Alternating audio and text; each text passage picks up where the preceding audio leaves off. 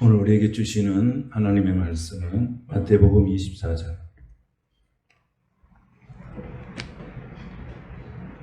1절에서 14절 말씀을 함께 읽겠습니다.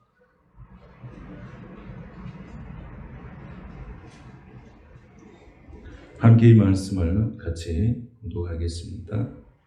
1절부터 같이 보겠습니다. 예수께서 성전에서 나와서 가실 때에 제자들이 성전 건물들을 가리켜 보이려고 나오니 대답하여 이르시되 너희가 이 모든 것을 보지 못하느냐? 내가 진실로 너희에게 이르노니 돌 하나도 돌 위에 남지 않고 다 무너뜨려지리라. 예수께서 감람산 위에 앉으셨을 때에 제자들이 조용히 와서 이르되 우리에게 이르소서 어느 때에 이런 일이 있겠사오며 또 주의 임하심과 세상 끝에는 무슨 징조가 있사오리까? 예수께서 대답하여 이르시되 너희가 사람의 미혹을 받지 않도록 주의하라. 많은 사람이 내 이름으로 와서 이르되 나는 그리스도라 하여 많은 사람을 미혹하리라. 난리와 난리 소문을 듣겠으나 너희는 삼가 두려워하지 말라. 이런 일이 있어야 하되 아직 끝은 아니니라. 민족이 민족을 나라가 나라를 대적하여 일어나겠고 곳곳에 기근과 지진이 있으리니 이 모든 것은 재난의 시작이니라. 그때에 사람들이 너희를 환난에 넘겨주겠으며 너희를 죽이리니 너희가 내 이름 때문에 모든 민족에게 미움을 받으리라. 그때에 많은 사람이 실족하게 되어 서로 잡아주고 서로 미워하겠으며 거짓 선지자가 많이 일어나 많은 사람을 미혹하겠으며 불법이 성함으로 많은 사람의 사랑이 식어지리라. 그러나 끝까지 견디는 자는 구원을 얻으리라. 이 천국 복음이 모든 민족에게 증언되기 위하여 온 세상에 전파되리니 그제야 끝이 오리라. 아멘.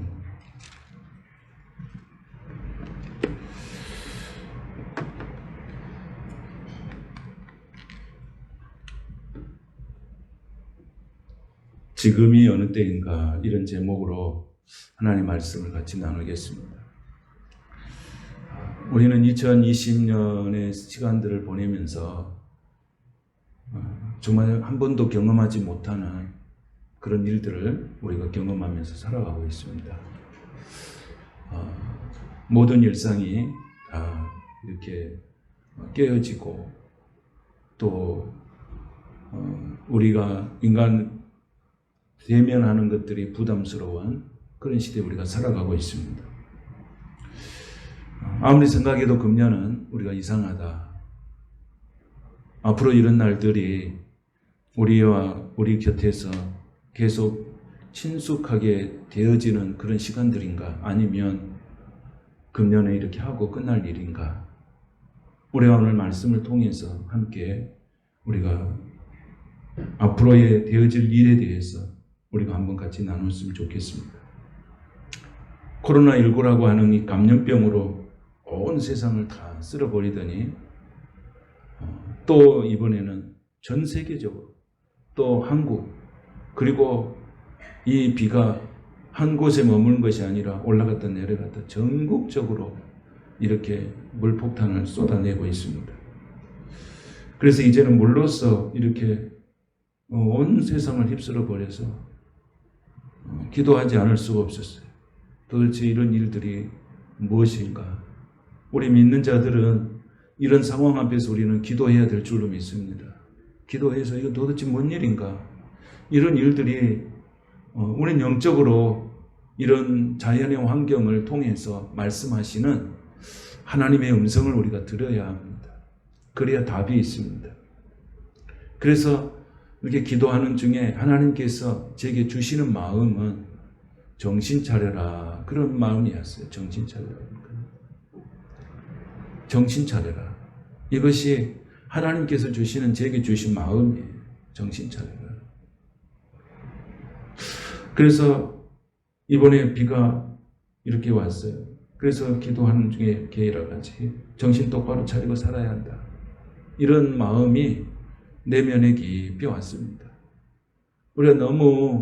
우리가 긴장이 풀어지고 또 나태해지고 이런 생활 속에서 살다가 너무너무 긴박한 생활 속에 우리가 살아가고 있지 않습니까?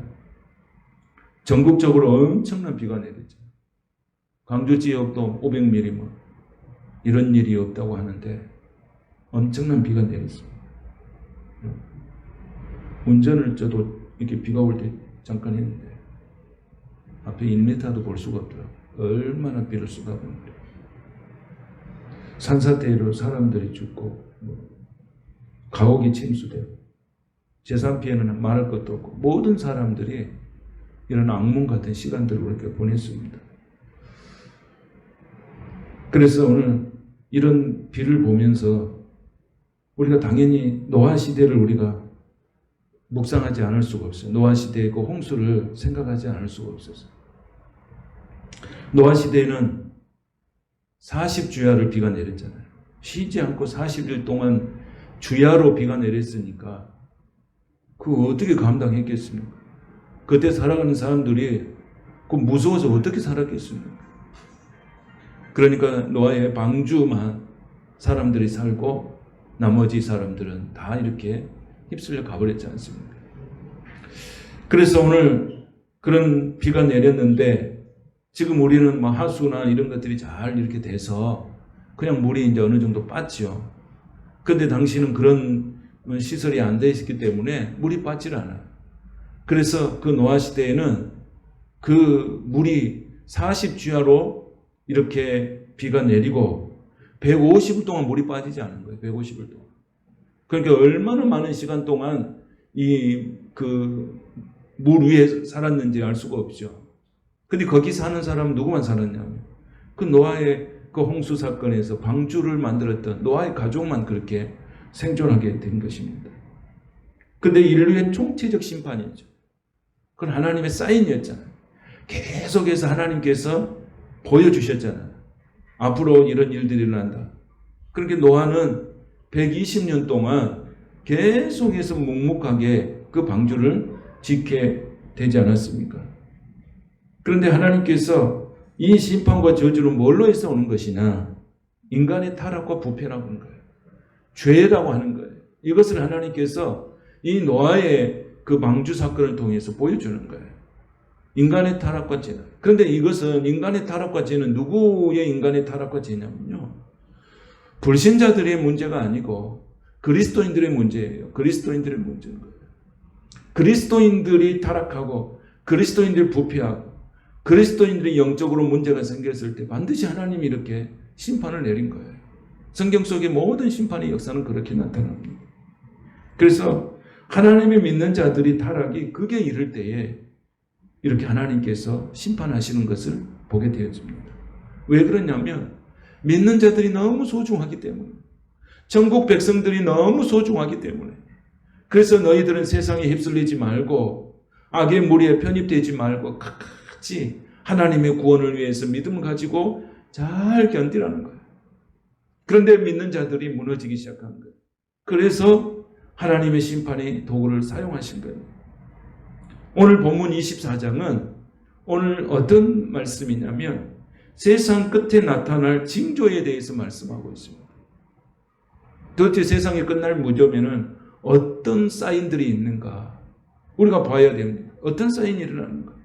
노아 시대에도 수없이 하나님 말씀하셨잖아요. 그런데 들을 사람만 들어요. 들을 사람만 들어요. 듣지 않아요. 다 듣지 않아요. 그래서 이 하나님께서 이 말씀을 주실 때에는 모든 자들이 듣고 모든 자들이 구원을 얻으라고 하는 거예요. 이게 하나님의 말씀이고 하나님의 그것이 마음이죠. 그런데 다 그렇지 않아요. 다 말씀을 듣고 다 하나님의 뜻대로 살고 순종하며 살잖아요. 그래서 오늘부터 이렇게 마태복음 24장의 말씀을 이렇게 함께 나누면서 이 시대에, 이 종말의 시대에 우리가 어떻게 살아야 할까? 도대체 하나님이 보여준 이 사인들은 도대체 뭘 의미하는 걸까? 우리는 그것을 알고 우리가 믿음 안에서 우리가 승리하며 살아가야 될 줄로 믿습니다. 이 시대의 종말의 징조들, 사인들 보면 4절에서 5절에는 어떤 일들이 일어나냐? 미혹이다, 미혹. 미혹의 사건이 일어납니다.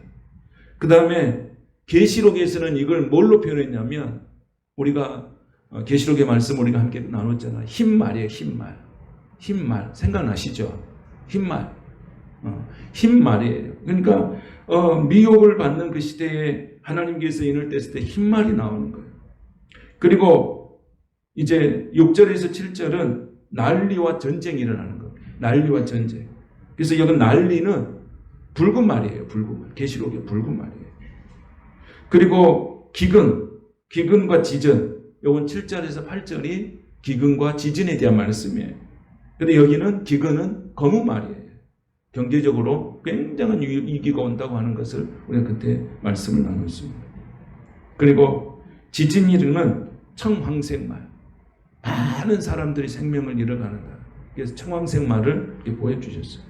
그래서 이 징조가 미혹의 징조가 있고 난리와 전쟁 그리고 기근과 지진 그 다음에 9절에는 환난과 순교에 대한 말씀을 해주십니다. 그리고 12절에 가면 불법이 성하여 사랑이 식어진다. 이게 징조예요. 징조. 그리고 28절에는 죽음이 있는 곳에 독수리들이 모인다고 하는 것들을 보여주는. 그래서 이런 징조들을 오늘 예수님께서 이렇게 말씀을 하셨어요. 마지막 세대에는 이런 것들이 보인다. 그러니까 여러분 우리는 마지막 시대에 뭐가 보인지 알겠잖아요. 모르는 것이 아니고 다 알잖아요. 이런 일들이 일어나고 있는 것이 지금 마지막 시대의 징조라고 하는 것입니다. 그럼 우리는 어떻게 살아야 되느냐? 정말로 말씀을 붙들고 그것도 기도하면서 하나님께서 나를 통해서 이루시고자 하나님의 뜻이 무엇인지를 좀 분별하면서 우리가 살아가야 된다. 오늘 그래서 오늘 1절 2절을 보면 이렇게 나왔어요. 1절 2절을 같이 한번 읽겠습니다. 같이 시작. 예수께서 성전에서 나와서 가실 때에 제자들이 성전 건물들을 가리켜 보이려고 나오니 대답하여 이르되 너희가 이 모든 것을 보지 못하느냐? 내가 진실로 너희에게 이르노니 돌 하나도 돌 위에 남기지 않고 다 무너뜨려지리라. 아멘. 오늘 예수님께서 이제 성전에서 나와서 가실 때 제자들이 성전 건물을 가리키면서 예수님께 자랑을 하려고 합니다. 예수님께 자랑을 하려고 하니까 예수님 뭐라고 그랬냐? 너희가 왜 이 모든 것을 보지 못하느냐? 왜 이 모든 것을 보지 못하느냐? 왜 성전의 화려함만 보고 성전의 능력과 성전의 부패상을 보지 못하느냐? 예수님께서 그 말씀을 하고 계시는 거예요. 그리고 이 성전 너희들이 자랑하고 싶고 그 화려한 성전들이 어떻게 되느냐? 돌 하나도 돌 위에 남지 않고 다 무너뜨려지리라. 이거 엄청난 거 아닙니까? 그 화려한 성전 앞에서 예수님께 자랑하려고 하는데 이거 돌 하나 돌 위에 남지 않고 다 무너뜨린다. 이거 예수님 앞에 이제 서 있던 제자들이 얼마나 당황했겠습니까? 자기들은 자랑하고 싶은데 그 자랑하고 싶었던 그 성전이 무너진다는 거예요. 그런데 우리 예수님 말씀대로 주 70년에 예수님의 말씀대로 디도가 예루살렘을 공격해서 그 성전 다 무너져 버려요. 예수님께서 이 말씀하고 있는 내용 그대로가 그때 그대로 역사 속에서 현실화됩니다. 왜 이 모든 것을 보지 못하느냐? 이 모든 것을 왜 보지 못하느냐? 지금 저 성전은, 저 교회는 지금 능력을 잃어버렸다는 거예요. 능력을 잃어버렸는데 그 화려한 성전을 자랑한들 무슨 의미가 있겠느냐? 저 성전은 돌 하나 돌 위에 남기지 않고 다 무너질 것이다. 그건 다 허상이라고 하는 것을 보여줍니다. 오늘 우리가 눈을 들어서 이 시대를 보고 누가 우리와 이 시대에 이 나라를 우리가 볼 수 있어요. 이런 안목이 있어야 합니다. 우리는 기도해야 합니다. 이 땅의 교회를 보십시오. 그리고 내 자신의 믿음을 한번 점검해 보십시오. 예수님께서 이 말씀을 제자들에게 하는 게 뭡니까? 성전이 얼마나 아름답습니까? 정말 아름다워요. 그런데 예수님의 눈에는 그것이 들어오지 않는 거예요. 경건의 모양이 중요하지 않다는 거예요. 경건의 모양은 있는데 경건의 능력이 없다는 거예요. 당시의 바리새인들, 이런 신앙의 지도자들 향하여서 일침을 가한 거죠. 성전이 무슨 의미가 있냐? 성전의 능력이 없는데. 너희들이 하나님의 백성들이라고 와서 예배하지만 경건의 모양만 있지 능력이 없는데 너희들이 이 세상을 어떻게 변화시킬 수 있겠냐? 이것을 예수님께서 이야기하시는 거예요. 오늘 우리가 가져야 할 이 시대는 외적인 아름다움이 아니고 내적인 아름다움을 계속해서 우리가 만들어 가야 될 줄로 믿습니다. 지난 시간에도 우리가 말씀을 나눴던 것처럼 내면의 성숙함, 속사람이 강한 사람이 되어야 될 줄로 믿습니다. 겉사람은 날마다 후패해지지만 속사람은 날마다 새로워지는 역사가 있게 되시기를 축복합니다. 어떤 사람이 그런 말 하대요. 자기는 성령을 10년 동안 했대. 10년 동안. 돈 벌면 성령만 했대요. 계속 오늘은 이거 하고 오면 또 이것도 해야 돼. 또 이거 하고 나면 또 이것도 해야 돼. 그래서 성령을 10년 동안 했다고 그러네요. 그런데 어느 순간에 그 성령을 포기하기로 마음을 먹었다는 거예요. 어떤 계기였느냐? 성령을 하고 하다 보니까 나이가 들었어요. 쉽게 말하면 30살부터 시작했는데 40살 됐어요. 그랬더니 뭐가 찾아왔겠어요? 노화가 찾아온 거예요. 노화가 찾아와. 아, 사람이 아무리 성령을 해도 노화 앞에서는 얼굴이 이제 노화가 되니까 아무리 성령해도 의미가 없구나. 그래서 이 얼굴에 노화가 찾아와서 성령을 포기했다는 거예요. 여러분, 우리의 삶에 있어서 이 내면의 아름다움을 가꾸며 산다는 것이 얼마나 소중합니까?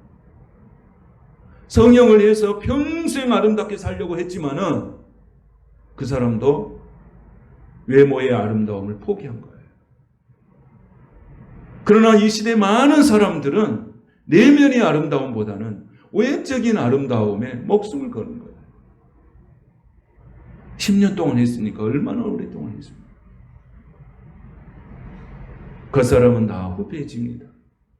그분도 깨달은 거예요. 사람은 늙어지는구나. 아무리 성령을 해도 그것을 막을 수 없다는 거죠. 오늘 우리는 하나님의 진리 앞에 바로 서야 될 줄로 믿습니다. 그 사람은 후패해집니다. 아무리 가꾸고도 후패해집니다. 그러나 우리는 예수 그리스도의 말씀과 기도를 통해서 성령의 은혜를 통해서 속사람이 날마다 새로워지는 은혜가 우리 가운데 있는 줄로 믿습니다. 그래서 우리 내면의 아름다움이 중요하죠. 아무리 겉이 아름답고 내면이 썩어 있다면 무슨 의미가 있겠습니까? 그래서 이사야 40장 8절에 이렇게 기록합니다. 푸른 마르고 꽃은 시드나 우리 하나님의 말씀은 영원히 서리라고 말씀합니다. 풀이 아름답고 꽃이 아무리 아름다워도 그것은 떨어지고 시들고 부를 뿐이에요. 그러나 하나님 말씀만이 영원한 거예요. 우리가 내면의 아름다움을 위해서 속사람의 강건함을 위해서 산다고 하는 것이 얼마나 소중한 것인지를 우리는 알아야 합니다. 하나님의 말씀만으로만 내면이 아름다워집니다. 그래서 우리는 기뻐할 때 성령이 주는 기쁨으로 살아야 합니다. 하나님이 주신 기쁨이 진짜 기쁨이에요. 그래서 우리 예수님 그랬잖아요. 세상에서 주는 평안이 아니고 내가 주는 평안은 세상이 주는 게 아니라는 거예요. 하늘에서 내려온 평안이라는 거예요. 그러니까 우리가 찬송하잖아요. 평화 어디서 내려온다? 하늘에서 내려옵니다. 이 평안을 오늘 경험하게 되시기를 축복합니다. 우리는 예수를 믿음으로 기뻐해야 돼요. 예수를 믿음으로 기뻐해요. 내 안에 천국이 있다고 하는 것을 믿고 내 안에 천국이 있음으로 인하여 기뻐해야 돼요. 여러분 인생에 살아가면서 제일 마지막이 뭐예요? 우리가 인생의 삶의 과정을 쭉 보세요. 뭐 여기서 출세도 할 수 있고 뭐 돈도 벌 수 있고 뭣도 할 수 있고 인생의 마지막 끝이 뭡니까? 결국은 뭡니까? 천국이에요. 믿음이에요. 구원이에요. 이것이 없다면 그 모든 것들은 의미가 없는 거예요. 어떻게? 근데 세상에 살아가는 사람들은 천국에는 관심이 없어요. 그래서 이생의 자랑과 육신의 정욕과 이 안목의 정욕에 사로잡혀 사는 거예요. 그리고 끝에 후회하는 겁니다. 인생의 끝자락에 후회하는 거예요. 우리는 그걸 알잖아요. 그래서 우리는 믿음의 사람이 되어서 우리 인생의 끝이 아름다움이죠. 우리는 천국을 소유하였고 우리는 구원을 받았고 우리는 하나님의 천국의 백성들로 우리는 살아가는 큰 축복을 누린 줄로 믿습니다. 여러분, 복 중의 복이 뭡니까? 내가 예수 믿고 사는 것이 복 중의 복이에요. 이걸 우리가 깨달아야 합니다. 이걸 깨달아야 해요.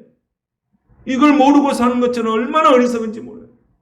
그래서 어리석은 자는 그 마음에 하나님 두기를 싫어하는 거예요. 예수 믿고 하나님이 계시니 기쁘다. 성령이 내 안에 계시니 기쁘다.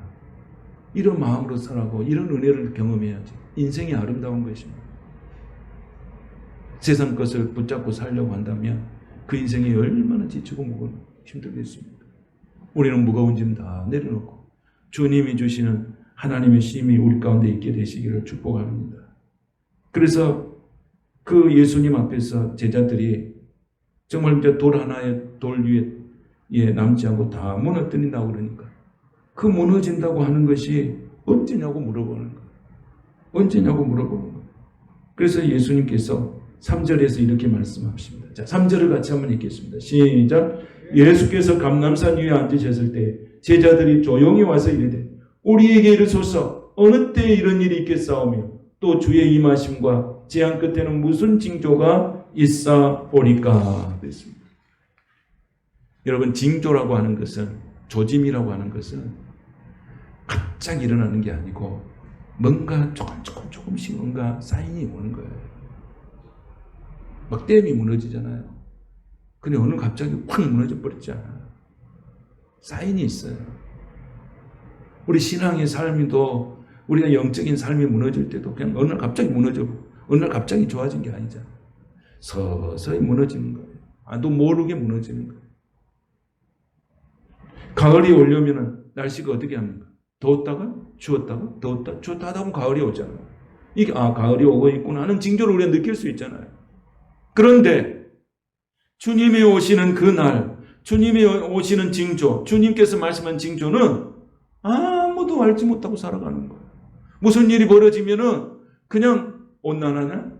자연환경이다. 이렇게 생각하지 이게 하나님의 영적인 안목에서 이것을 보는 눈이 없다는 거예요. 그래서 예수님께서 뭐라고 그랬냐면 4절에 이렇게 말씀하십니다. 시작. 예수께서 대답하여 이르시되 너희가 사람의 미혹을 받지 않도록 주의하라 그랬어요. 여러분, 어려운 시대일수록 뭐가 많이 나타나면 이런 미혹하는 자들이 많이 나타나는 거예요. 힘들면 미혹한 자들이 와서 미혹하면 금방 넘어가 버려요. 미혹이라고 하는 것이 뭡니까? 신앙을 떠나게 하는 거예요. 그래서 미혹을 이기는 방법은 말씀과 기도, 그게 원칙과 기준이 있을 때 우리가 성숙한 삶으로 우리 이겨나갈 수 있어요. 어떤 목사님이 저에게 최근에 자기가 사기를 당했다니, 사기를 당했다. 목사님들이 귀가 열려가지고. 그것도 어떤 목사님이어서 그랬더니. 그래가지고 막 말을 안 하려는데 막 가슴에 뭐 이렇게 그 뭐죠? 분노심 막 있더라고요. 혹하고 넘어갔어요.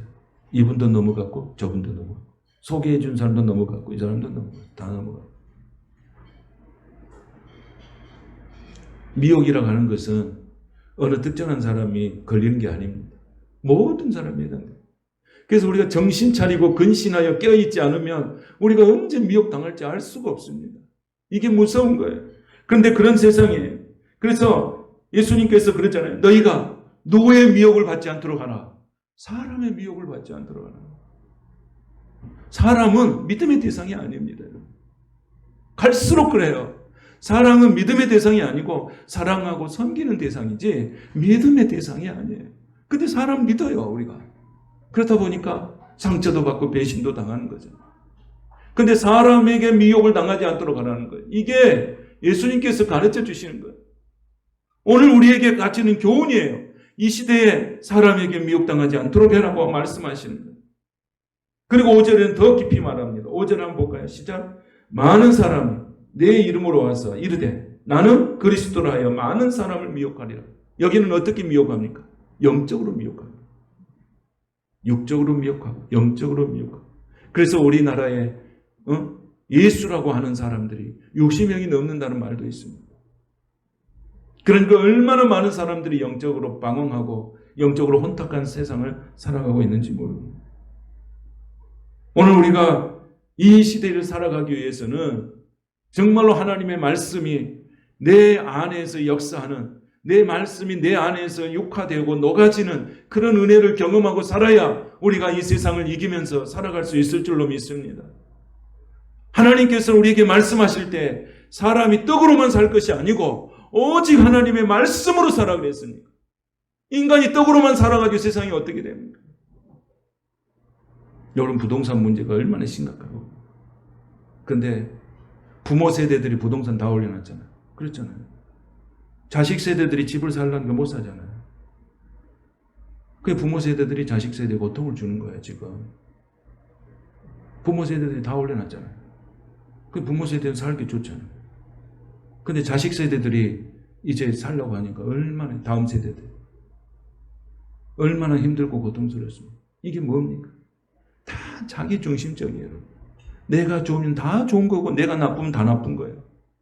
이런 세상에 우리가 살고, 이게 바로 이 세상 마지막 시대에 나타나는 탐욕의 징조들이에요. 세상의 징조들이라는 거예요. 6절에 보면 난리와 난리 소문을 듣겠으니 너희는 삼가 두려워하지 말라. 이런 일이 있어야 하되 아직 끝은 아니라고 그랬습니다. 여러분, 우리가 이 시대에 정말 중요한 것은 복음의 긴장성이 있어야 합니다. 저는 그런 생각을 참 많이 했어요. 오늘 갑자기 사람이 산사태로 탁 죽어버렸어요. 어쩌다 죽었어요. 그 사람들이 복음을 듣지 못하고 죽었다면 얼마나 인생이 불행한 겁니다. 그래서 고린도전서 9장 16절에 바울의 긴장성이 있어요. 뭐냐면 내가 복음을 전할지라도 자랑할 것이 없으면 내가 부득불할 일이라. 만일 복음을 전하지 않으면 내가 화가 있을 것이다. 이런 바울이 가지고 있는 영적인 긴장감이 이런 게 있어요. 정말 전 그런 마음이 이번에 너무 많이 들더라고요. 어떤 분이 그 전도에 대한 책을 쓰신 분이 그랬죠. 그분이 이렇게 같이 앉아서 교제하고 총동원 주일날 초청하려고 교제하면서 영적으로 잘 세워놨어요. 근데 자기 입으로 뭘 못했냐면 교회 가서 예배 드리자고 하는 그 말을 못한 거예요. 그런데 이제 전도 주일이, 총동원 주일이 가까우니까 이제 그분을 데려가려고 이제 마음을 먹고 이야기하려고 하는데 그 주간에 교통사고로 죽어버렸어요. 그래서 그때 자기가 깨달은 게 뭐냐면 우리가 복음을 전할 때는 기다리면 안 된다는 거예요. 내가 이 사람이 아무 일도 없이 계속 기다려주기라고 생각하는, 그렇지 아니하고 때와 시간을 가리지 않고 내가 전할 수 있을 때는 강력하게 복음을 전해야 되겠다. 그래서 그분이 그렇게 복음을 전해서 전도왕이 되었다고 하는 거예요. 여러분, 우리가 이 복음을 좀 긴장감을 가지고 이 시대에 우리가 살아가야 합니다. 그래서 복음을 전하지 아니하면 내게 화가 있을 것이라는 이런 바울이 가졌던 영적인 긴장감이 우리에게도 있게 되시기를 축복합니다. 이게 없으니 나의 영적으로 나도 무너지고 다른 사람들이 복음의 증거를 할지 못하는 생각입니다. 오늘 하나님께서 우리에게 주시는 이제 마지막의 말씀이에요. 12절의 말씀이에요. 뭐라고 말씀해요? 12절 같이 한번 읽겠습니다. 시작. 불법이 성함으로 많은 사람이 식어지리라. 이제 세상은 메마른 시대가 된다는 거예요. 이거 예수님께서 가르치고 이 시대는 앞으로 메마른 시대가 됩니다.